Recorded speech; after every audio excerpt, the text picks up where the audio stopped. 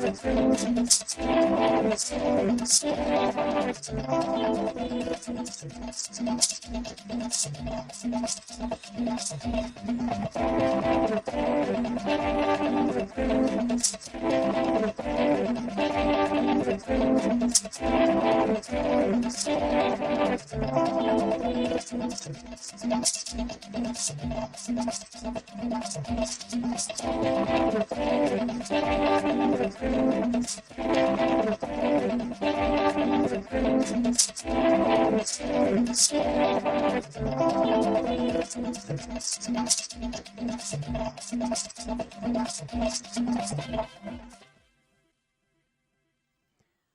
Children's Day and welcome to Nationwide, reaching you on the network service of the Nigerian Television Authority. I am Lami Ali. We begin with Equatorial Guinea. Nigeria has thrown her weight behind the establishment of African Humanitarian Agency to not only forge a common position on humanitarian effectiveness, but also creates an appropriate architecture to effectively respond and coordinate humanitarian crisis on the continent. President Muhammadu Buhari, who stated the country's position as the ongoing extraordinary session of the Assembly of Heads of States and Governments on Humanitarian Crisis in Africa, pledged $3 million in support of the agency. The story will come to you in our subsequent bulletin. Now, President Muhammadu Buhari celebrates with young Nigerians on the occasion of this year's Children's Day, pledging that his administration will continue to work hard to ensure that every child has access to education, which prepares them for a bright future.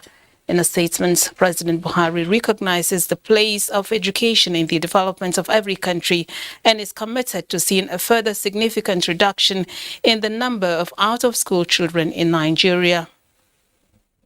The president acknowledges that while education of the Nigerian child remains on the front burner for this government, other issues like healthcare, protection from harm, drugs, cultism, child trafficking and abuse, domestic violence are equally receiving needed attention from the government. President Buhari believes that Nigerian children deserve the best and a safe country where they can grow, make friends, interact and travel freely and emerge as successful leaders in different fields of endeavor. With investments in infrastructure, youth development, education, information and communication technology, digital economy, culture, arts and entertainment in the last 7 years, the president believes the country is laying a solid foundation for a better quality of life for future generations in the country. Nigerian children are in high spirits, marking this year's celebration that is unique in many ways. Over now to Elizabeth Omorui to tell us how the day is being marked in Abuja, the nation's capital city.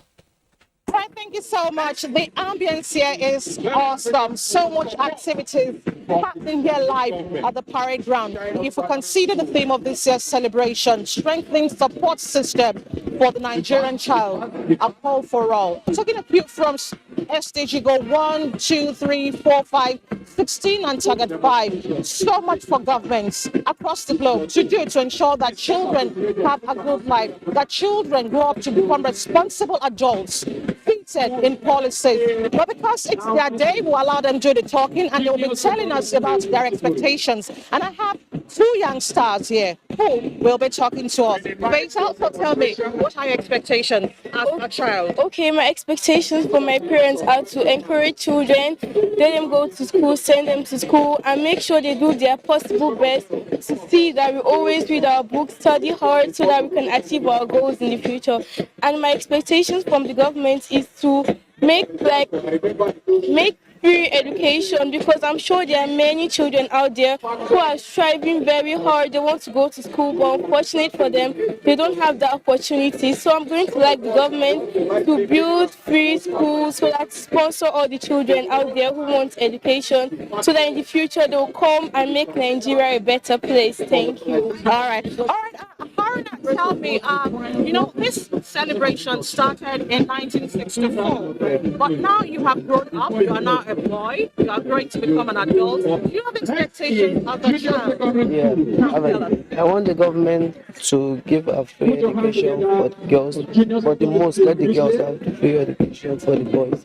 Because if they don't have, because of most of the people, like all the school, if you go outside, you saw most of the people that are on the road, they have father, they have parents. I want to let the government to help them, they'll put them inside, put them in school. You can learn from there. If they good, they can be something else, maybe a politician or a musician or a dancer, anyone. All right, thank you. Well, more importantly, is giving them a platform to thrive and actualize their dreams.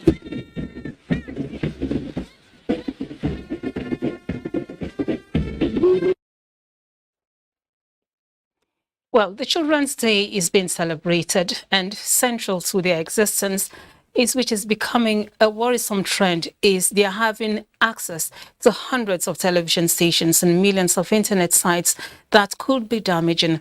But the question is, what is the literacy level of online safety among Nigerian children, and how can children put an end to social vices against the child?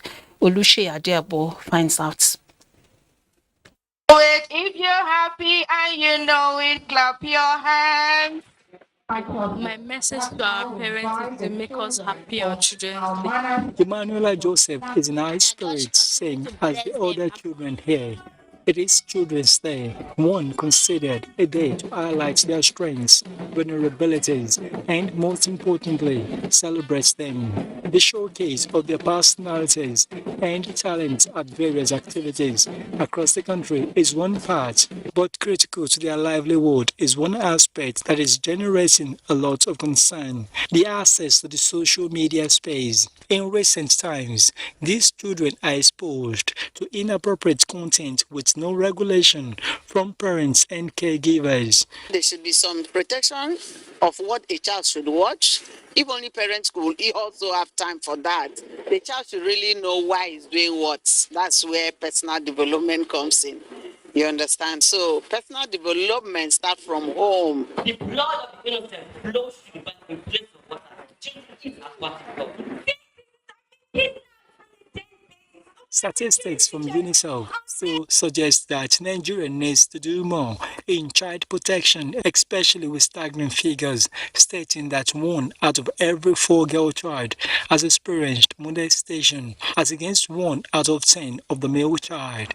Dr. Jume Amaju has for over 19 years been using our foundation to advocate for the need of the girl child. The Child Rights Act has to be domesticated by all states and ensure that any violators is punished to the extent of the law that has been prescribed for such punishment to be melted. So we should just try to stop talking and start acting to ensure that our children are in school when they're supposed to be in school. 27th of May every year is to honor Nigerian children, and critical stakeholders in national development reveal that this commemoration dates back to 1964. This year's national theme is strengthening support systems for the protection of the Nigerian child, a wake-up call. In Abuja, Olushe Adeabo, NTA News. And as Nigeria commemorates the 2022 Children's Day, residents of Owerri have stressed the need to pay more attention to the implementation of policies that will address the challenges confronting the children, especially when it comes to their rights. Reina Obasi, who spoke with some of them, brings us details. Children's Day is globally celebrated in November, but is commemorated at different times by various countries of the world. In Nigeria, the day is celebrated every May 27 to highlight the plight of children. 13-year-old Deborah Sunday is a JSS3 dropout who could not continue with her education because, according to her, her mother could not afford to register her for Junior West African Examination Council. She has joined her mother and brother in begging for alms. Although she declined to share her story on camera, Deborah Sunday said she wants to continue with her education. Some of these children are given out as med somewhere else. If you look at the net, you see how the madams to these house helps treat them. It's too poor. Parents are finding it difficult to make out money for the welfare of their children.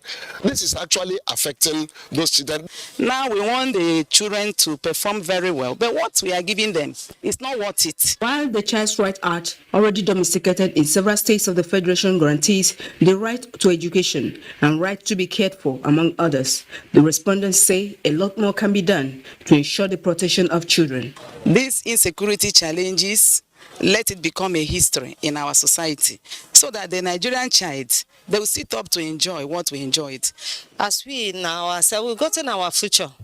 But these children, they need help so that they can grow and rise. With global attention shifting to investing in the future of children, it is hoped that intentional investment will be made by all concerned to give the Nigerian child a befitting future.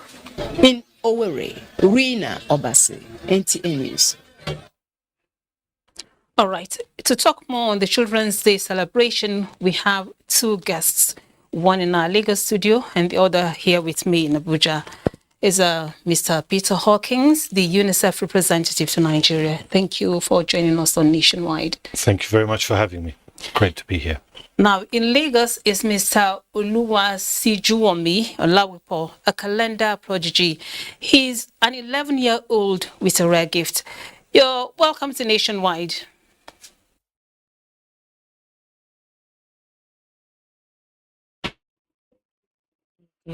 My name is Shijuwumi Alawo. Now we start with you. Now, the celebration of Children's Day in the country dates back to May 1964, on 27 May. What day was that?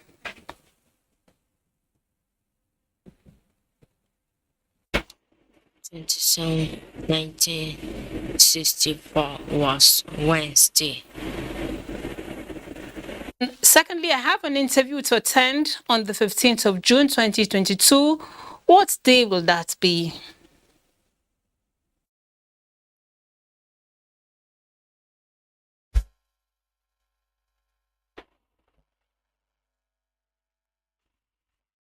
Did you hear my question?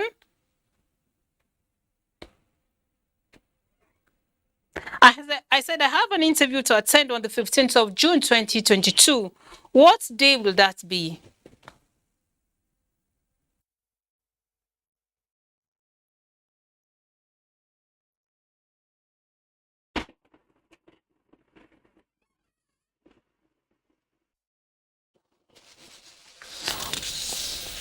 All right. We have an audio challenge there, so we come back to our studio and talk Mr. Peter Hawkins. Now, UNICEF is a development partner with Women Affairs Ministry, that is the Federal Ministry of Women Affairs. What role is UNICEF playing in strengthening supportive systems for the protection of the Nigerian child, which is in line with the theme of this year's celebration of the Children's Day?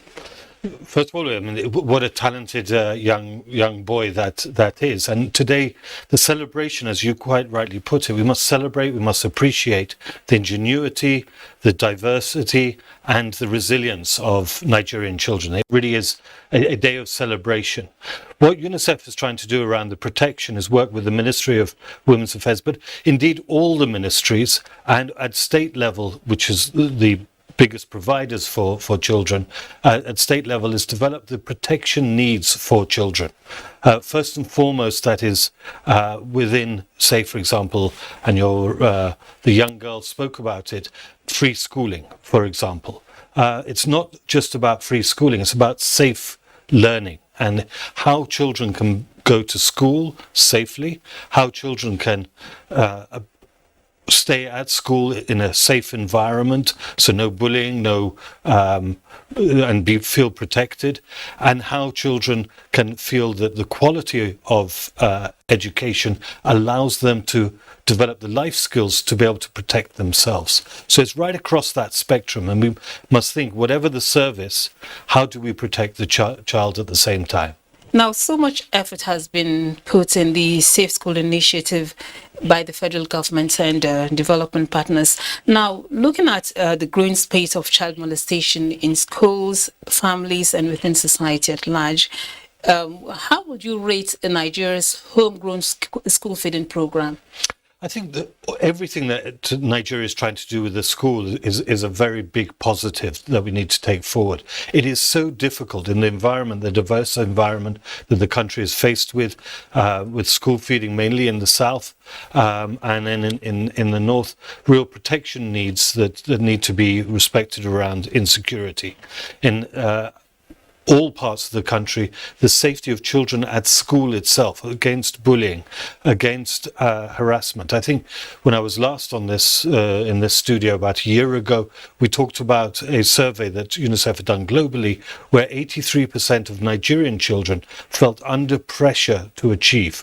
Now, it's those sort of things that we need to somehow try and reduce, so that Nigerian child's ingenuity, their resilience can come out on top, and they can aspire to a very positive future, as indeed the country should allow them to do. Now, there are multiple challenges which children are confronted with in Nigeria and across the globe. What can be done to tackle these challenges head on? Yeah. One of the biggest challenges is around sexual violence, which is globally one of the biggest problems, especially for girls. And the first thing is about awareness, so that people understand what is going on. The people who are the victims of sexual violence understand it's not their fault, because a lot of the perpetrators of sexual violence make it the victim's fault. So is trying to change that around. And then thirdly, bringing people to justice who have perpetrated violence against children in one form or another. Now, we've talked about, you mentioned violence. What about the issue of safety? We find issues or situations where children are being attacked in schools, in hostels, not just in their homes. What can we do collectively, to talk to these people who are into this kind of activities? What can we do collaboratively now to stop this kind of issues happening? Well, making sure that everyone understands there's zero tolerance against abuse of children, any person under the age of 18, any kind of abuse against them is intolerable. That's why Nigeria passed the Child Rights Act in 2003, which is domesticated now in all but 6 of the 36 states in Nigeria. So it's prevalent everywhere.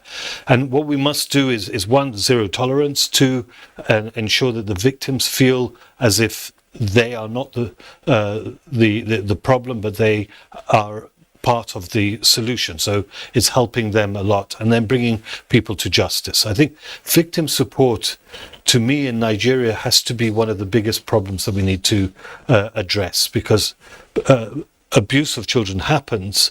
But you hear many times, oh, well, they'll grow out of it. No, they won't grow out of it. It stays within their mind, within their mentality for a long, long time. And what we need to do is do victim support to ensure that they don't feel that it's their fault.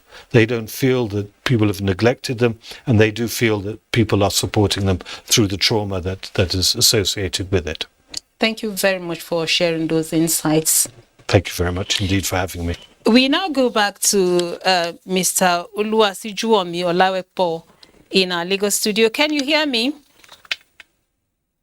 Hear me? Yes, I can hear you. All right. Now, I want to ask you a final question now. What would be your advice to children as we celebrate the International Children's Day?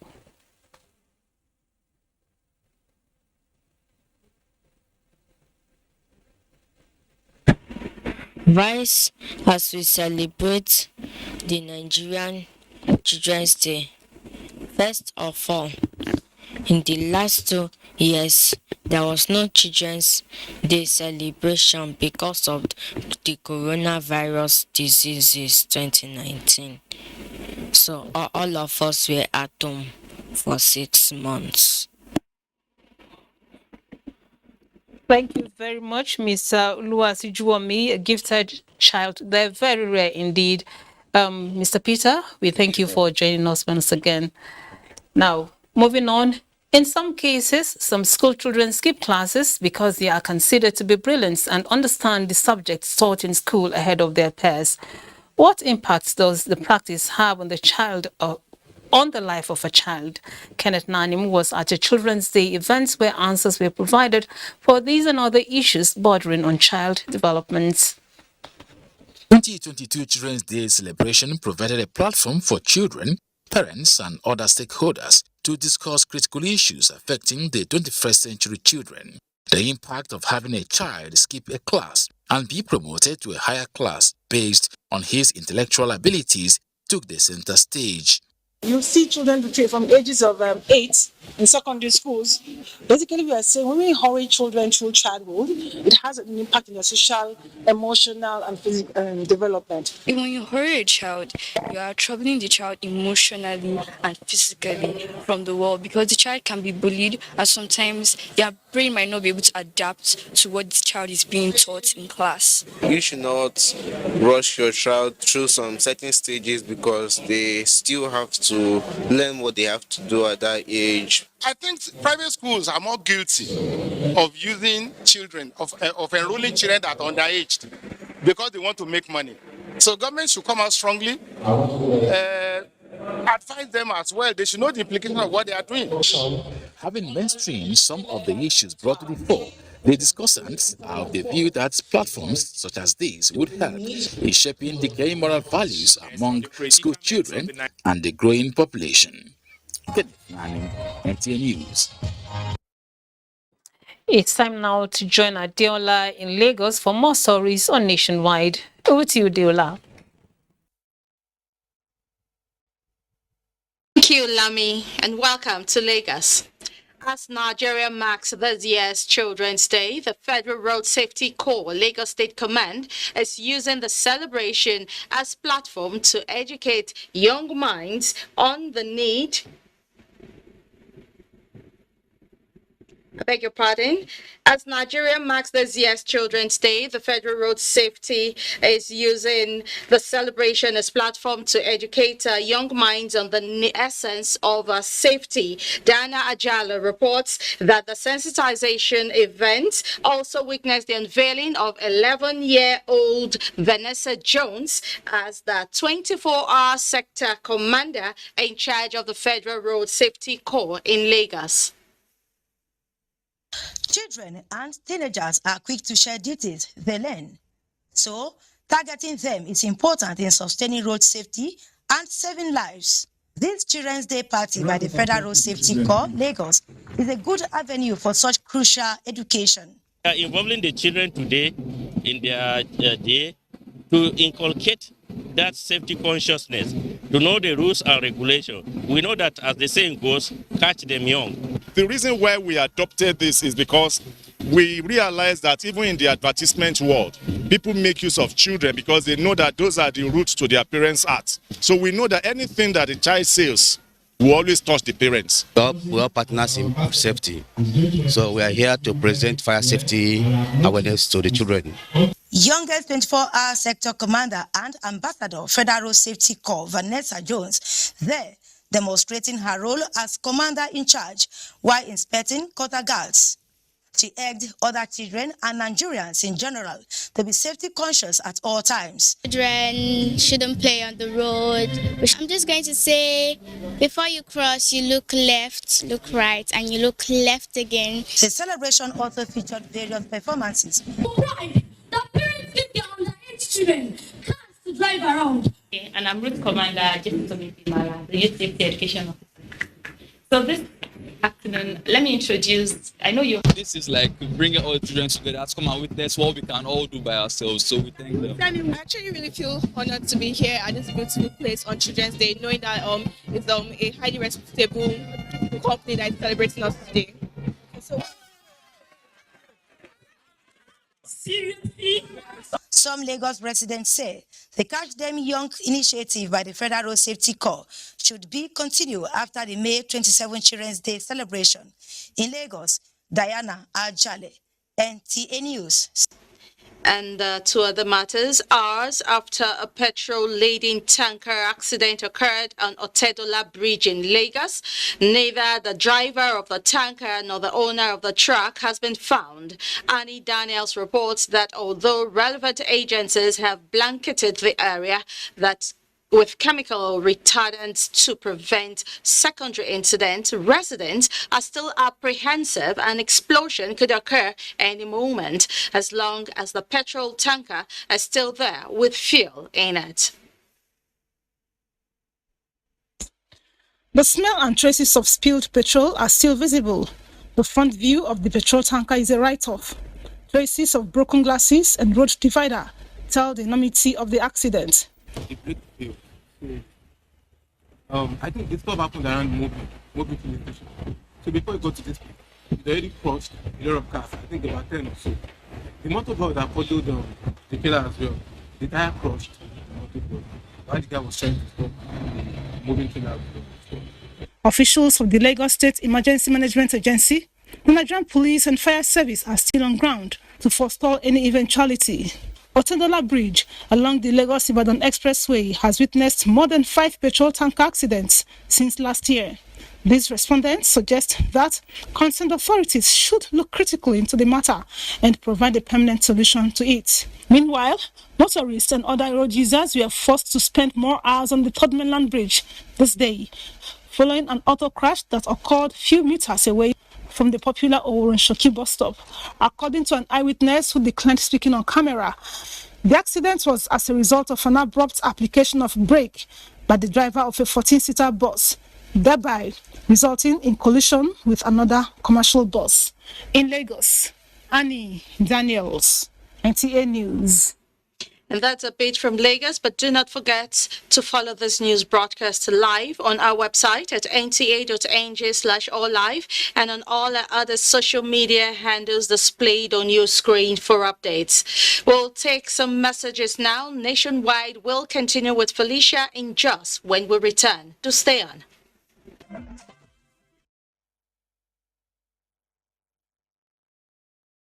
Still watching Nationwide on the network service of the NTA. Welcome to Jos.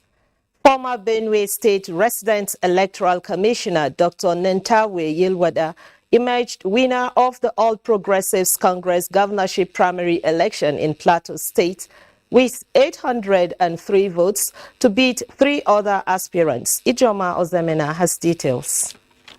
9 aspirants declared interest to contest the governorship position.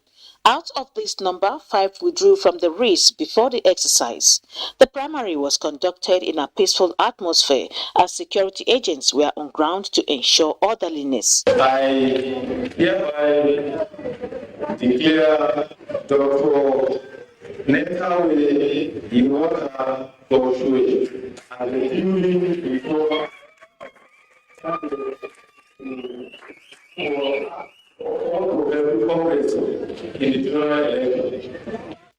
APC standard bearer Dr. Nentawe Yilwada expressed appreciation to the delegates for their cooperation, urging them to sustain it for a resounding victory during the governorship election in 2023. I want to promise that I will be committed to this and for even finding our mantra, which is to ensure that Plateau is secure, Plateau is united, and Plateau is prosperous. We will hand over this nation, this state, to the next generation of this region. He also advised them to be law-abiding and work towards the progress of the party. In Jos, Ijoma Ozemena, NTA News. Governor Simon Lalong has charged members of the Judicial Service Commission to ensure transparency, discipline and efficiency in the discharge of their duties. The governor gave the charge while inaugurating members of the commission in Jos. Priscilla Grumnan reports. The Plateau State Judicial Service Commission is saddled with the duty of advising the National Judicial Council on the appointment and discipline of judicial officers and also supervision of staff of the Plateau State Judicial Service. While inaugurating the 5-man committee of the Plateau State Judicial Service Commission, headed by the Chief Justice of Plateau State, David Mann, Governor Simon Lalong charges them to play their advisory role effectively to ensure justice and fairness in Temple of Justice, stating that with their coming on board, the era of misconduct, corruption, indiscipline and unnecessary delay of cases should be over. I charge you to also look inward and check yourselves as members of this commission to ensure that you carry out duties without fear of favor, affection, or ill will. You must be independent and treat every matter brought before you with utmost care and honesty. Accountability and transparency will also be demanded from you by the society that you have been appointed to serve. Similarly, the governor inaugurates liaison officers for the 17 local government areas who are members of the respective communities to coordinate activities of the rescue administration for better translation and implementation of government programs and policies to people at the grassroots. In Jos, Priscilla Grumnan, NTA. That's the much we can take from Jos. Lami is back to you in Abuja for more on Nationwide. Thanks so much, Felicia. Now, Vice President Yemi Osinbajo has launched 3 reports targeted at ensuring that the rights of the Nigerian children are well protected in the country. Oyemi Ajayi reports that the 3 reports are situation analysis on children, multi-dimensional children's poverty, and monetary child poverty in Nigeria. Children are the leaders of tomorrow, an age-long saying which depicts hope for the child. However, with a lot of challenges confronting the Nigerian child as they grow, it leaves one wondering if tomorrow will ever come. The Ministry of Finance, Budget and National Planning reveals that 24.56% of Nigerian children face extreme poverty, aside the fact that 6 out of every 10 children experience different abuse. The lot of these 3 reports on the situation analysis on children, multidimensional children poverty and monetary child poverty in Nigeria is, however, a major step towards the protection of the Nigerian child, as about 1.02 trillion naira is needed annually to lift poor children in Nigeria out of poverty. I believe that we have, in this decade, permanently end child poverty and deprivation. The task, it seems to me, is to convert the political, religious, and cultural wills to the resolution of what really is an existential challenge. The objective of the studies were to provide an evidence-based analytical report on the situation of children in the country, disseminate information on poverty dynamics, as well as child income poverty in Nigeria.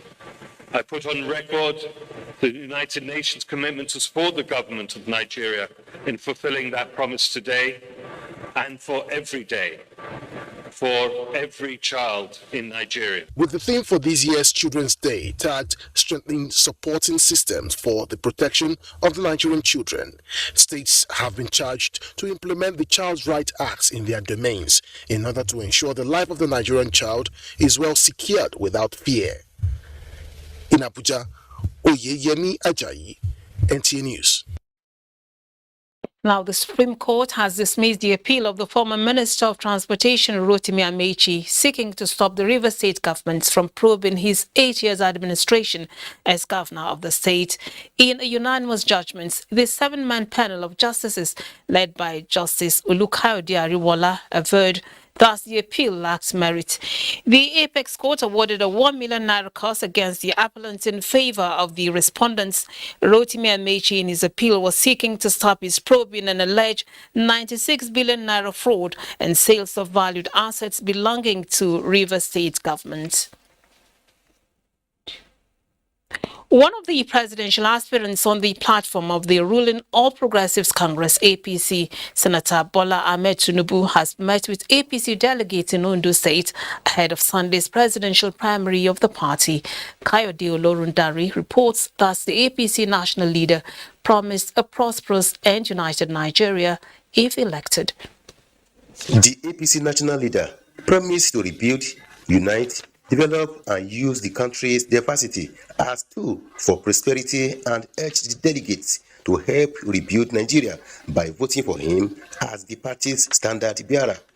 While stressing how proud he is to be one of the founding fathers of the ruling party, the APC national leader says no amount of bricks and metal built can be great as building people. The love of my country, the love of the people, commitment to development, giving value to education. We We have been praying. Ondo State Governor Oluwarotimi Akeredolu urged delegates to be guided by thinking about Nigeria and the unborn generation before voting. Think about investment over the years. You must look at the background of the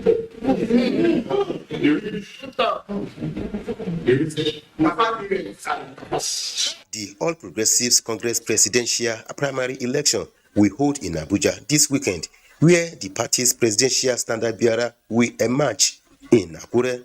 Kayode Olorundare, NTA News. And winners continue emerging in the APC gubernatorial primaries being held across the country. Here is a compilation of some of the results. In Adamawa State, Yusuf Jika reports that the senator representing Adamawa Central District in the National Assembly, Aishatu Ahmed Binani, defeated 5 other aspirants in a keenly contested primary election with 430 votes to emerge the APC governorship candidate in the state and first female candidate in the APC governorship primary. All of us to work together in order to ensure the victory of our country in the general election of 2023. In the Kebbi All Progressives Congress APC governorship primaries, Usman Abdullahi Shehu reports that the national president, Nigerian Union of Teachers, Nasiru Idris, has emerged the All Progressives Congress standard bearer for the 2023 election. Special appreciation goes to our delegates for their sacrifice, still confidence in carrying out their party obligation for the massive confidence and the trust.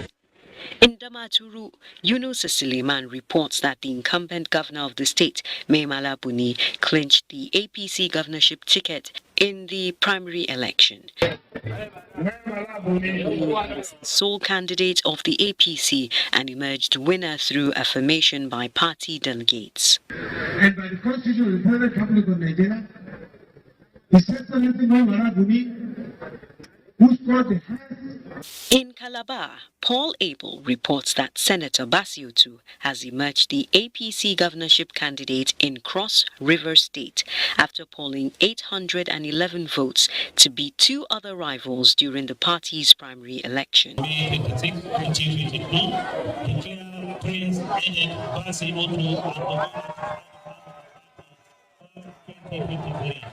That will signal the beginning of our journey. In Jigawa State, Habib Hussaini reports the incumbent deputy governor, Umar Namadi, emerged the standard bearer in the governorship election, in which 9 aspirants contested for the party's ticket at the primaries. Umar A. Namadi, 1,220. I feel really honored that my party members have trusted me. In Mina, Musa Mikhail reports that member House of Representatives Umar Muhammad Bagu emerged winner of the Niger State All Progressives Congress primary election after securing 540 votes to beat 9 other contestants. Worked very well for the success as a team. In Kano, Abdullahi Mustafa reports that Deputy Governor Nasir Gauna was elected the governorship candidate of the ruling All Progressives Congress in the state with 2,289 votes, defeating Shaban Sharet, who managed to score only 30 votes. Kemi is in Ibadan with more stories for Nationwide. Hello, Kemi. Lami, and welcome to Ibadan. Oyo State Governor Seyi Makinde has emerged the standard bearer of the People's Democratic Party in the state ahead of the 2023 governorship election. Ayomiku Ajibola has the details. The contest, which was between the incumbent governor of the state, Seyi Makinde, who is seeking to vie for a second term in office, and another aspirant, former Deputy Governor Azim Bolarumi, ahead of the forthcoming 2023 general election. Governor Seyi Makinde was announced as the winner of the election by the chairman of the electoral committee, Senator Ben Obi, who was represented in the presence of party members, delegates, security agents, and INEC officials who witnessed the exercise.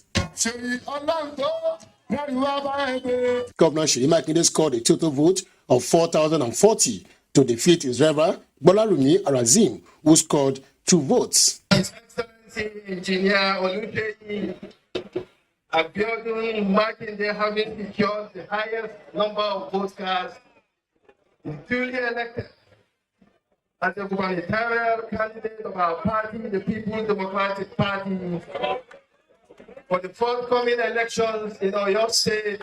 I'll continue to do all in my power to move the people of Oyo State from poverty to prosperity. And come 2023, we are marching straight to the government house once again. A total number of 4,048 delegates were accredited during the primary election, with 6 void votes recorded in Ibadan. Ayomiku Ajibola, NTA News. The Independent National Electoral Commission, INEC, has advised voters to take advantage of the ongoing continuous voters registration exercise to get their permanent voter cards ahead of 2023 general elections. Oyo State Resident Electoral Commissioner Mutiu Agbuke gave the advice during a stakeholders meeting for Oyo Ogbomoso zone. The resident electoral commissioner said the machine will guarantee the credibility of voters' accreditation by preventing multiple voting or the use of stolen permanent voters' cards, PVC, during the election. Agboki emphasized on the importance of card as the only prerequisite to exercise their franchise. He urged electorates that have registered to come out and collect their PVC, as 756,307 PVC cards are waiting for collection at the various INEC offices across the state. We came here to give them the update on the continual voters registration as against various misgivings that people have, misconception about the operations of beavers. With respect to various elections we have conducted, before now, we have educated them, we have explained to them, we have extracted the beavers for them to really understand how it works. We have been advised to advise our people to implore them to go and collect their cards because the card is their power. Were drawn from 9 local governments that made up the zone. In Oyo, Adekunle Adebayo, NTA News.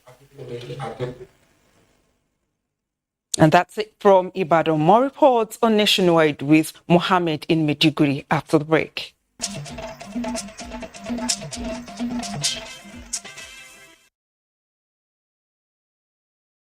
Maiduguri on Nationwide.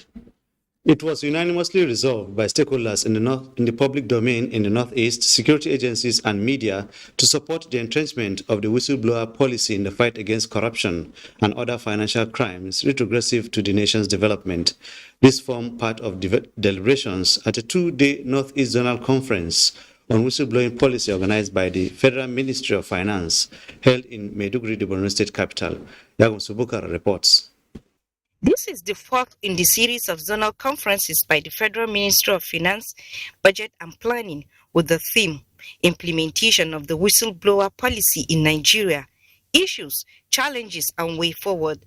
The 2016 initiative of the President Buhari administration was applauded by Borno State government and other stakeholders at the 2-day interaction. We're trying to, see how we can talk to people. If they see something that is happening, they should, At the local government level, I think it will go a long way in enlightening our people. If we don't kill corruption, corruption will kill us. The technical session featured presentation of 6 papers and panel discussion, providing further insights into the whistleblower policy, its role in the anti-corruption war and benefits. The policy has been very successful. What is key in this aspect is the law. Disclose information about fraud or any other form of corruption. We want the involvement of the CSOs and also private sector into it. It's good that we create this kind of awareness. It will go down to all Nigerians to know that a whistleblower is not a criminal. The Inspector General of Police, EFCC, among other security agencies, gave reassurance of protection for whistleblowers, while the Federal Ministry of Finance is working out legal framework to strengthen the initiative.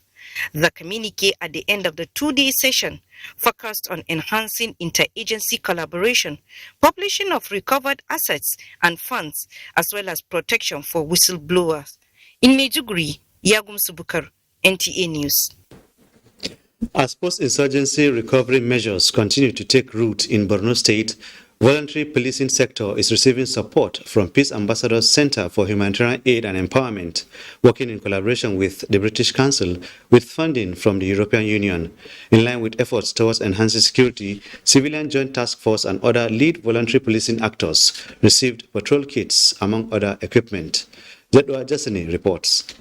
In support of federal and state government efforts in voluntary policing, maintenance of civil authority in returning communities, and assisting security formations end the conflict, came this initiative. The voluntary policing sector, formed by PAJ, comprised of Civilian Joint Task Force, vigilantes and hunters who have been working tirelessly towards restoring peace to Borno State. It was in recognition of their sacrifices in the fight against insurgency that PAJ, in collaboration with British Council and Managing Conflict in Nigeria program, MCN, supported by European Union, deemed it necessary to support members of the VPS with patrol kits to enable them discharge their duties with ease. Build their capacity and now giving them the patrol kits so that they can go and then complement the effort of the government. Items distributed include rain boots and coats, torchlights, boots, as well as COVID-19 prevention items. National Program Manager MCN, Professor Mohammed Tabiu, representative of State Commissioner of Police, and other speakers at the event said no amount of donations will compensate the voluntary policing groups for their sacrifices, saying only God can reward them. All work together in order to improve security in the state, and it is in the appreciation of the progress that has been made. On behalf of the beneficiaries, Borno State Chairman of CJTF thanked the organization for recognizing them and promised to carry out their work effectively by raising the bar of service delivery. So this is to support the vigilante groups. So we are very grateful. Inshallah, we are going to good use of it. A minute's silence was also observed in memory of gallant CJTFs, hunters and vigilante members who lost their lives during the Boko Haram conflicts. In Maiduguri, Jedwa Jasini, NTA News. Those are the stories from this zone. Nationwide returns to Abuja with Lami. Thank you, Mohammed. Now, a report just reaching us indicates that chairmen of political parties are meeting with the Independent National Electoral Commission as they seek an extension of dates for party primaries to 9th June 2022. However, INEC is yet to take a position on that request. Both INEC and the political parties, that is the chairman of the political parties, are in a closed-door meeting right at this moment.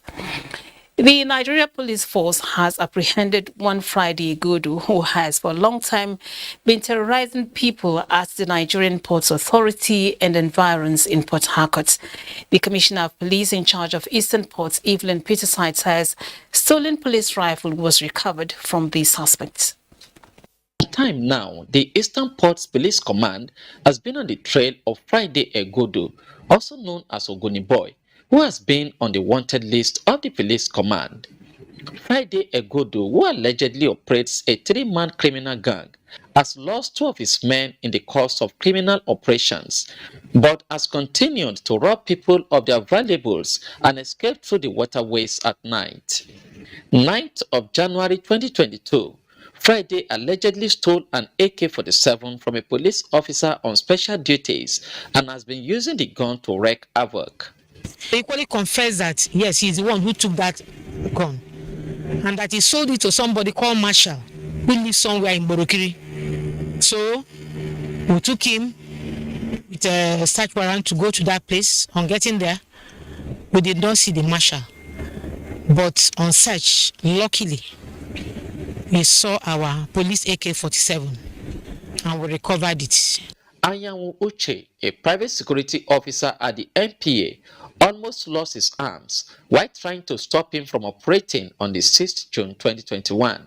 The alleged criminal is 45 years old, married with 2 children, and will be charged to court at the completion of investigation. In Port Harcourt, Robinson Daratede, NTA News. Sports update is next.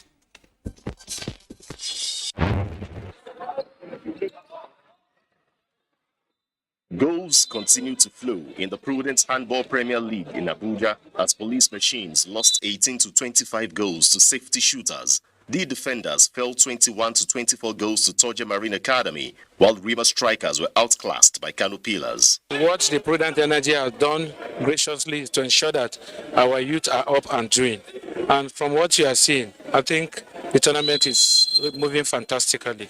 Actions continue Saturday morning at the indoor court of the Moshood Abiola National Stadium.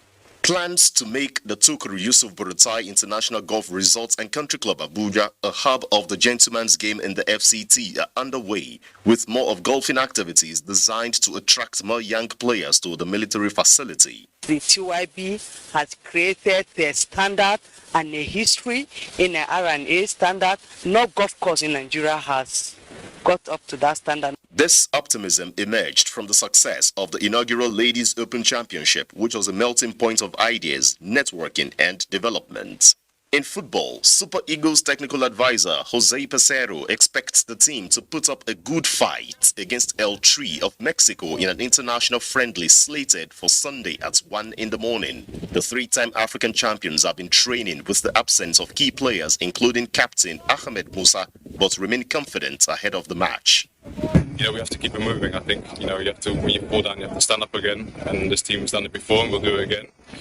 So yeah, it's great to have these good friendly games and a chance to play in the qualifiers. Meanwhile, Liverpool and Real Madrid renew their rivalry in the UEFA Champions League when both meet in the final at Stade de France in Paris on Saturday. Real are gunning for an unprecedented 14th title against six-time champions Liverpool, who have already lifted the Carabao Cup and the FA Cup in England.